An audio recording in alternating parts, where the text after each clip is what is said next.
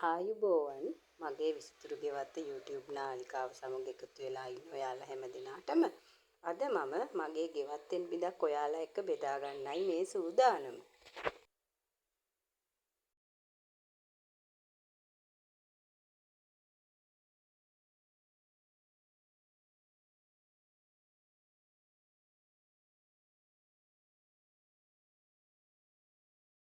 ඉතින් ගොඩාක් මේවා පොහොර දාපු ඒවා නෙමෙයි. පොඩි සාත්තුවක් මේවට කරලා තියෙන්නේ බාන ලස්සනට හැදිලා තියෙනවා. ගෙඩියක් කඩාගෙන මෙයා. මල් පළතුරු එක්කම මේ ලැබළු වගාවක්. ඉතින් මගේ ලැබු එල පෙන්නන්නම් ඔයාලට. ලැබු කළ ව්‍යංජනේ මම වීඩියෝ එකක් කරන්නයි ළඟදිම හිතන් ඉන්නේ මේ කොළ සරුවට හැදිලා තියෙනවා. ලැබු ගෙඩියකුත් තියෙනවා ඔයාලට පෙන්නන්නම්. ලැබු ගෙඩිය ඉතින් පැහිලා තියෙන ලැබු කිරිබත්තු යන්න බෑ ඉතින් කොළ තමයි මේකේ ප්‍රයෝජනෙට ගන්නෙ ඕනෑම කෙනෙක් නගරේ ඊට පස්සේ ගමේ ඕනෑම කෙනෙක් කැමති ලැබු කොළ ව්‍යංජනය හදාගන්න මේවා ඉතා ප්‍රයෝජනවත් වෙනවා මේකත් හරි ලස්සනයි නිකන් ලොකු ඌෂ් එකක් වගේ හැදෙනවා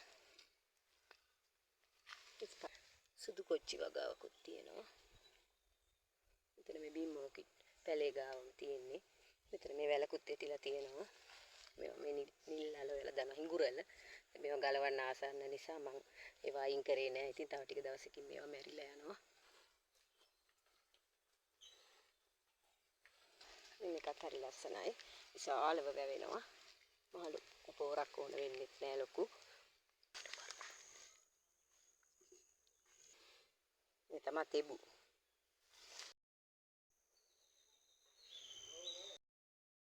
මල් අතරෙම තියෙන ඉඟුරු වගාව මේ බලන්නකො මේ නුවර එළිය පැත්තේ හැදෙන පළතුරු වර්ගයක් ටන්ටන් එළවලු වර්ගයක් නේ ටන්ටන් ඒ වගේම මේ තව මැල්ලුම් හදන පලා වර්ග ඒවත් තියෙනවා මේ ඉඟුරු ටිකක් මං ගලව ගත්තා මිදුල වෙනස් කරද්දී ඉඟුරු පාටිය ගැලවුණා මේ කූඩලු මල් බලන්න සරුසාරව හැදිලා තියෙනවා වැස්සත් එක්ක ඉතින් ගොඩක් සරුසාරව පේනවා මේ මල් හීම්බෝ විටියා මෙහෙතට ගන්න මේකෙත් ඇට හැදිලා තියෙනවා මේ මල් හැදිලා ඇට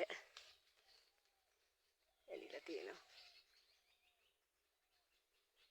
මේ ඉතින් ඖෂධීය වටිනාකමක් තියෙන හින්දා ඉතින් ගෙදර දොරකට ගොඩාක් ඉතින් ප්‍රයෝජනවත් මේ අඟුණ වෙලා මල් ගහ ඇස්සේ මෙතිලා ගිහින් තියෙනවා